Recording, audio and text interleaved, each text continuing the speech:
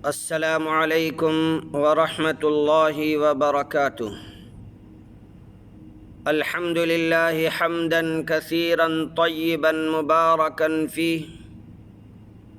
واشہد ان لا الہ الا اللہ وان محمدا عبدہ ورسولہ۔ اما بعد، قال اللہ تعالی وَإِنَّكَ لَعَلَىٰ خُلُقٍ عَظِيمٍ۔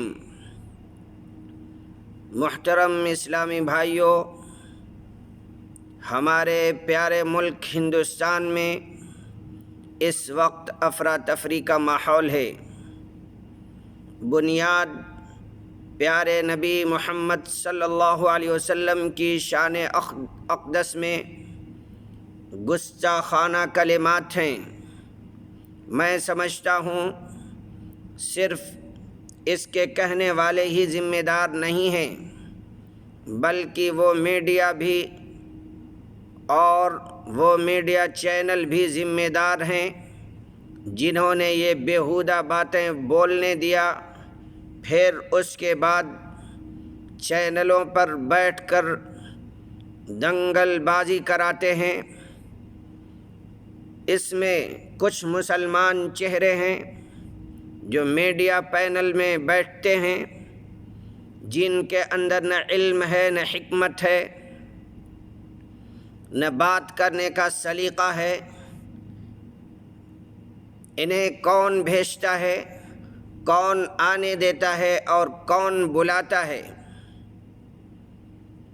میں نے تو سنا ہے کہ باقاعدہ یہ سب پری پلاننگ ہوتا ہے، بلکہ دھرم گرو کے نام پر یہ پکڑ کر لائے جاتے ہیں۔ گھر سے اگر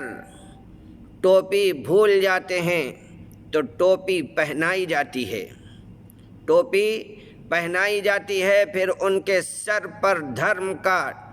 ٹھیکرا پھوڑ دیا جاتا ہے۔ ایسے ہی کچھ سیاست باز مفاد پرست لوگ بھی ہیں جو نوجوانوں کو ہنگامہ آرائی کے لیے اکساتے ہیں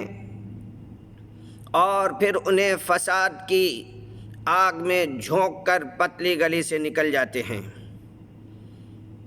فساد برپا کرنا، بلا وجہ کسی کو نقصان پہنچانا، کچھ شر پسندوں کی وجہ سے ظلم و عدوان کا راستہ اختیار کرنا، یہ اسلامی تعلیم نہیں ہے۔ وہ نبی اکرم صلی اللہ علیہ وسلم جنہوں نے اپنی پوری زندگی انسانیت کی خدمت میں گزار دی، وہ نبی جنہوں نے انسانیت کی اصلاح کے لیے اپنی جان تک کی پرواہ نہ کی، وہ نبی محترم صلی اللہ علیہ وسلم جن کی امانت کے، دیانت کے، صداقت کے اپنے غیر سب معترف ہیں، وہ نبی جو بکریاں چرا کر بے کسوں، بے بسوں، بیواؤں کی مدد کرتا ہو، ان کا سہارا بنتا ہو، غریب الدیار مہمانوں کا کشادہ دلی کے ساتھ استقبال کرتا ہو، اپنی حیثیت کے مطابق ان کی مہمان نوازی کرتا ہو، وہ نبی جس کی نبوت سے پہلے کی 40 سالہ زندگی ایک بے مثال نوجوان باکمال انسان سے متصف ہو، وہ نبی جس نے 25 سال کی عمر میں اپنی پہلی شادی ایک 40 سالہ بیوہ خاتون سے کیا اور ان کے شایع نشان زندگی کے تمام امور میں ہر لحاظ سے ایک بہترین شوہر کا کردار ادا کیا، اور اللہ بہتر جانتا تھا کہ آنے والے پرخطر ایام میں آپ صلی اللہ علیہ وسلم کے لیے ایک اچھے ہم سفر کا کردار ادا کرنے کے لیے کیسی خاتون کی آپ کو ضرورت ہے۔ معزز خاندان کی اس تاجرہ باہمت، دور اندیش، خوبصورت خاتون نے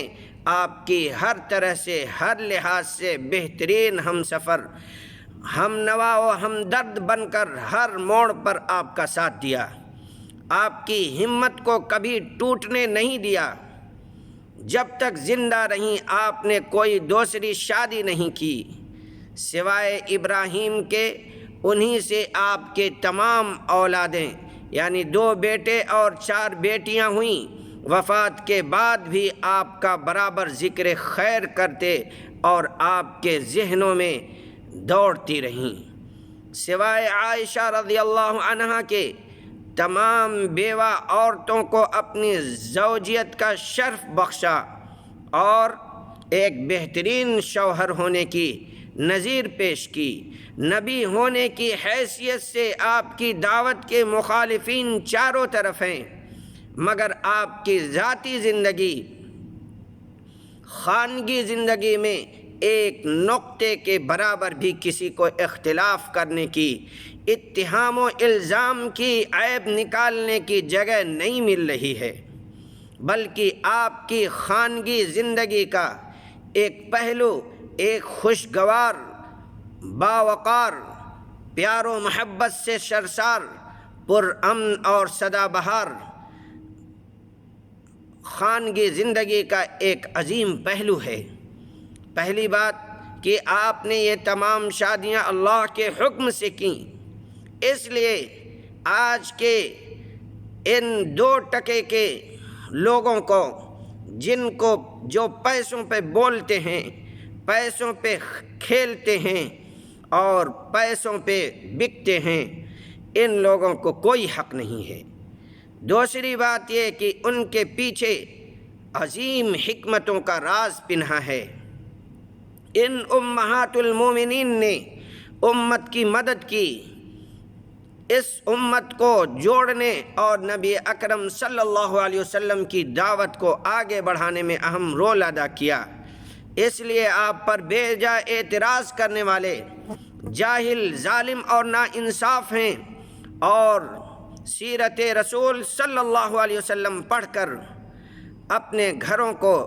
جنت نما بنا لو۔ آؤ سیرت رسول صلی اللہ علیہ وسلم پڑھ کر اپنے گھروں کو جنت نما بنا لو۔ آج کچھ جاہل، اسلام دشمن،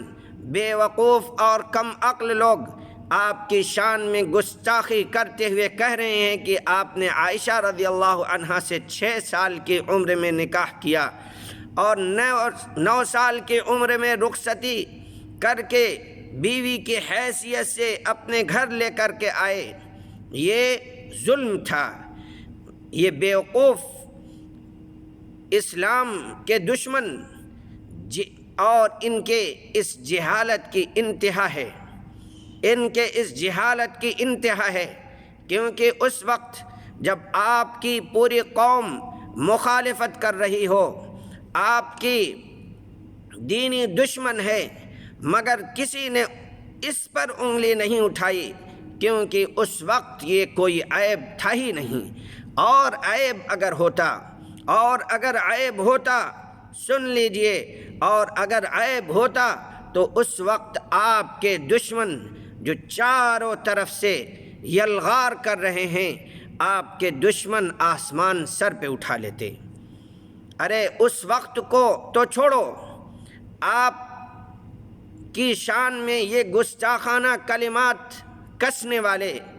یہ بیجا اتہام و الزامات لگانے والے، ذرا کچھ پہلے جا کر کے اپنے دادی دادا، نانی نانا کے شادی کے بارے میں ریسرچ کر لیتے تو یہ بیوقوفی، جاہلانہ اور بچکانہ حرکت نہ کرتے۔ تمام مذاہب اپنی اپنی شخصیات پر حق کی نگاہ سے غور کر لیں تو بھی انہیں یہ حقیقت معلوم ہو جائے گی، مگر ان کی اصل تو یہ ہے کہ یہ اسلام دشمنی میں بالکل بھنے ہوئے ہیں، نفرتوں کی کمائی پر ان کے پیٹ بھرتے ہیں، نفرتوں کی کمائی سے ان کے بال بچے پلتے ہیں۔ لہٰذا کوئی نام نہاد مسلمان ہو یا غیر مسلم ہو، اگر اس کی وجہ سے ہمارے نبی صلی اللہ علیہ وسلم کی شان میں گستاخی کرتا ہے یا نازیبا کلمات سے آپ صلی اللہ علیہ وسلم کی ذات گرامی کو مجروح کرتا ہے، تو مسلمان سب کچھ برداشت کر سکتا ہے، مگر یہ ظلم اور یہ جرم کبھی برداشت نہیں کر سکتا۔ آج لوگوں کو تکلیف اس بات کی بھی ہے کہ عائشہ رضی اللہ عنہا وہ محترم خاتون ہیں جنہوں نے تقریباً 2210 احادیث بیان کر کے اسوہ نبی صلی اللہ علیہ وسلم کو، اس شریعت کو امت کے سامنے پیش کر دیا۔ یہی وہ ام المومنین ہیں جن سے جب اخلاق نبی صلی اللہ علیہ وسلم کے بارے میں پوچھا گیا تو آپ صلی اللہ علیہ وسلم کی تعریف کرتے ہوئے کہا کہ کیا تم نے قرآن کریم نہیں پڑھا؟ آپ کے اخلاق قرآن کریم کے حکم کے عین مطابق تھے۔ کہتے ہو کہ ظلم کیا، اور آپ کے اخلاق کی گواہی تو اللہ نے عرش سے دی کہ آپ حسن اخلاق کے عظیم ترین مقام پر فائز ہیں۔ لہذا یہ گستاخ رسول اپنی بیوی سے یا اپنے شوہر سے اپنے اخلاق کے بارے میں پتہ کر لیں، اس کے بعد اپنی زبانوں کو کھولیں۔ اپنی زبانوں کو تلواریں مت بناؤ، اپنے زبانوں کو خنجر مت بناؤ، اپنی زبانوں کو تیر و تفنگ مت بناؤ، اختلاف پیدا مت کرو۔ اس ملک میں امن و شانتی اور ترقی کی راہ ہموار کرو، اور اسی میں سب کے لیے بھلائی ہے، اسی میں سب کے لیے بھلائی ہے، ورنہ یہ ملک ٹوٹ جائے گا، بکھر جائے گا اور امن ختم ہو جائے گا، تو پھر کسی کو کہیں بھی سکون نصیب نہیں ہوگا، وہ چاہے ہندو ہو یا مسلمان ہو، ہر انسان کو اس کی انسانیت خطرے میں نظر آئے گی۔ اس لیے اللہ تعالیٰ سے دعا ہے اللہ تعالیٰ ہمارے اس ملک کی حفاظت فرمائے، اور اللہ تعالیٰ ہمیں اور جو بھی دشمنان اسلام ہیں حق کی نگاہ سے سیرت رسول صلی اللہ علیہ وسلم کو پڑھنے کی توفیق عنایت فرمائے۔